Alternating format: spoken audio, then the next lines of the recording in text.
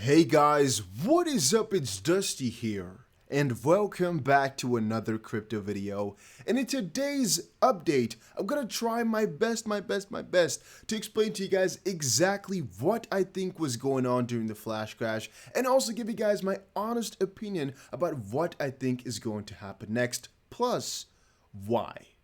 Having said that, if you are enjoying the daily crypto videos, make sure you press the like button and subscribe to the channel. It helps out a ton. And of course, I have a question of today. My question of today is, are you still bullish on crypto? Noticed a lot of people have turned bearish or are afraid, and I'm wondering, are you guys still bullish? Let me know in the comment section down below. Having said that, I started off my analysis by looking through whale alerts, and I basically noticed there wasn't really anything fishy, crazy, strange, or anything like that going on. You might have seen these huge transfers of 50, 60, whatever $million worth of crypto. But the thing is, guys, these aren't necessarily new. These aren't necessarily crazy, except maybe for this one right here. 35,000 Ethereum was sent from an unknown wallet to Nexo. Then again, Nexo I usually see as a platform where people just hodl mostly. I don't really see Nexo as an exchange that much. I mostly see it as a place where people just put their money to hodl it for the long term. Otherwise, why would you use Nexo to transfer / sell your assets? I'm not exactly sure why people would prioritize an exchange like that over any other one for that matter. So I'm not exactly sure. And here there was also 17.5 thousand and 13.5 thousand Ethereum transfers, which is a ton of money. Then again, that would have made sense had that been the bigger problem. The only, I guess, downside to that one is that Ethereum is one of the only coins that didn't really tank that much. It's actually literally every other coin that is tanking right now. So once more, there isn't really anything coming up in this whale alert. Then I was looking at exchange flows just to see if there was anything fishy going on here or crazy. There isn't really. There's actually an increase in exchange reserves of Bitcoin, which basically means that exchanges now have more Bitcoin inside of them than before, which could either be that they're depositing it on there or, I guess that's literally what's going on. People are depositing Bitcoin on exchanges right now. Now, in terms of the exchange net flow, obviously that one is positive right now as well as people are putting money in. I also decided to check that one of Ethereum here. You can actually check the exchange flows as well. It's pretty damn fun to just take a little bit of a look at. You can generally see just how much Ethereum is kept on exchanges is going down rapidly, which is really bullish. This basically means people are just taking their Ethereum off of there because they want to hodl it on their own, and that is once more really freaking bullish. On the stablecoin part of things, it gets interesting even more so, because if you look at it right here, the stablecoin reserve has gone down quite steeply in the last, I guess, day or so, and that does make you wonder, why did it go down so significantly? That basically means, this is, by the way, the inflow transaction count. Okay, let's quickly look at the other one here. It's the other way around. I'm sorry, I messed up. All stablecoins exchange reserves have gone up significantly, which basically means a lot of people have deposited a lot of stablecoin onto the exchange, which could either be to buy the dip significantly, which could either be to manipulate the market significantly. I don't know, because usually if the exchange reserve of Tether, for example, or stablecoins go up, well, that of Bitcoin usually goes, it's usually kind of a, well, if they're putting more, just USDT on exchanges, they're buying a lot of Bitcoin and taking that off, right? So usually that would mean that cryptos go down, but since Bitcoin is also going up while this is going up, they're either depositing both or they're just hodling both on the exchange, which is interesting. It's just really bullish on altcoins with any way I try to put it. Then again, this is not really what caused something. What I think kind of caused it actually has two parts, and a very big part of it is, of course, the fundamentals. I mean, people were just kind of eyeing another little correction.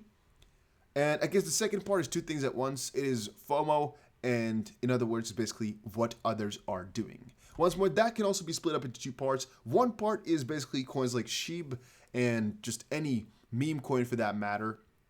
Once those coins pump up, usually at one point or another, people sell them off to sell them back into Bitcoin or Ethereum, and then back into Tether, or just into Bitcoin and Ethereum, because those are huge caps.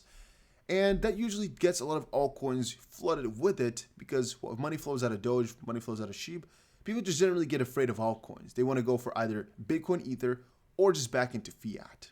Once more, it drains. It's people hoarding.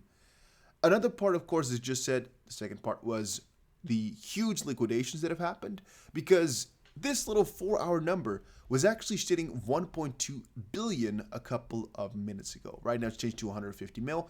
12 hours and the 24 hours, though, you can still see about $2 billion just got wrecked in the last 24 hours. It's kind of a domino effect, right? This is one of the biggest days we've seen in a really good while here, where people just get liquidated massively because other people are. You know, people are betting on the price basically going up or down, usually, right? And as it currently stood, a lot of people were thinking, oh, the price is going to go up. Boom, it went down a little bit, and that basically gets a snowball effect going on where the price keeps going lower and lower and lower and lower. As I told you guys, was actually saying the price is going to go up from here on forward. I bought the dip, as I already told you guys over on Twitter, Patreon, and my videos and whatnot. But yeah, it was pretty damn funny. I just think a lot of it has to do with this little snowball effect, which we've also been talking about now for days already. Here is another kind of example of this. SB Investments posted over on Twitter, very disappointed in the XP community chasing meme coins. And Sir Gordon says, and who are you exactly? That was pretty funny, because chasing meme coins is something that's not at all bad. I've told you guys before, if you're buying a coin like SafeMoon, you're not doing a bad job necessarily. Once more, guys, make sure you understand, none of these videos are financial advice. This is not financial advice right now. I'm just a random guy on the internet talking about some random cryptos that I like, but not financial advice, not legal advice. Buying a coin like SafeMoon is not a bad choice. It is only a more risky choice, in my opinion. And what that means is SafeMoon, I wouldn't be comfortable holding for the next 5 years. However, I still actually have some SafeMoon. I have some SHEEP. I have some of these other cryptos because I always think, you know what? It's not going to hurt me to put $100 or $1,000 in there. And I know that the people, literally the community, can make those coins pop off. And in 2017, this is literally how I got so much money by just trusting people's promotional efforts. Just going for every single ICO I could find, putting $100 or $1,000 into it, and literally sometimes making a 1,000 times return on a coin. I've had that multiple times. Sometimes I only had $10 in there though, because again, when I was doing this in 2017, it was also it was definitely a different space. Let's call it like that. It was a lot riskier, a lot more shady. Things have really matured in that time frame now as well, and it's just a lot easier. But then again, if you're going for some of these really small coins or meme coins, make sure you do it only for the money. Make sure you do it either for the memes, like a Dogecoin, or for the money with a coin like SHEEP or anything else. Just, you know that you're gonna really have to get in and out quickly. You don't hold that one for long term because of fundamentals. That's not me. If that's you, okay, but not me. One article on the same note I had opened somewhere. It was, where was it now? I guess I might have lost it. I'm not exactly sure about that. There's still a story to be had here, though. There's quite a lot of things I have open right here. Bitcoin may never go below 50K once an ETF is approved, declares on-chain analyst. I guess one thing I should say here is, even though we saw a pretty big correction here and people are afraid, I guess they're afraid of the short term and about some micro movements, because are we really that afraid that the bull run is over? I'm not, to be honest with you. I'm really not at all afraid, and I think that's kind of strange. How am I not afraid? How am I? Because I have a lot of money in crypto. I'm 95% exposed. How can I not be afraid that crypto is just going to fall and never recover? But I'm not. I really am not. And I don't get that really, how I'm not afraid of it. But I really am not. I just think it's going to keep going up. And I can fully, wholeheartedly tell you that I think it's so, because I really do believe so. That's all I can say about that. I really firmly believe so. They say that once a Bitcoin ETF is there, crypto cannot go down across a certain point anymore. What I want to say about that one is that once Ripple wins this lawsuit, which I think they will regarding XRP, I think you're also never going to go below a certain point again. I just think so. By the way, guys, Bybit is the platform I'm using to trade right now if you're talking leverage. I keep telling you, I'm the only person out there who has some crazy XRP trading competitions going on. If you right now deposit 1,000 XRP, you're eligible for Ledger Nano X, going to be giving away 5. And if you deposit 500 XRP, you're going to get a 25 XRP bonus. That is just a start, though. That is not the actual competition just quite yet, which is coming in a couple of weeks, and that will be big. And I think I'm going to have the only XRP competition out there on the whole entire Bybit. So only for people using my link, by the way. And I'm thinking about doing and starting a trading challenge pretty soon here. I think this is going to be pretty fun. Let's move on a little bit as well.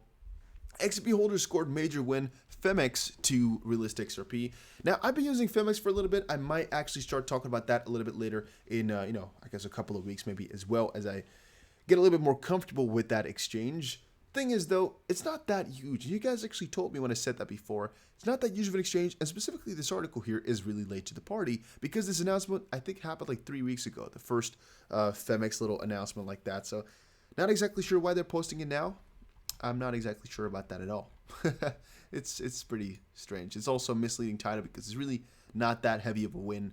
People are waiting for Coinbase. And by the way, once that happens, ooh, things will be juicy. Things will be definitely juicy. Then Goldman managing director quits job after making millions from Doge. All I can say about this one is once more, meme coins can definitely make you a lot of money. Don't let anybody tell you that you can't or that you shouldn't go for them. I once more want to reiterate or say again, it can definitely make you a lot of money. And then we had Bitcoin will never be digital gold, and central bank digital currencies will kill cryptos. Whatever you see it as, I know XRP has a good ground in every single sector that you can think of. I already talked about that previous video, but I'm going to say it again. If CBDCs take over crypto, okay. XRP still is going to act as that bridge, as all of these CBDCs will be built on Ripple's private ledger. It's looking good, guys. It's looking freaking good. Now, I had another kind of second part here already made. It's basically talking about the XRP supply, but a video surrounding that is coming out tomorrow. I just found something really interesting regarding Ripple, but once more, I'm a little bit tired already, so it will come out tomorrow. Just stay tuned for that. I think it's going to be interesting, and I'll see you guys again in another crypto video. Take care, and make sure you press the like button, please, guys, whatever.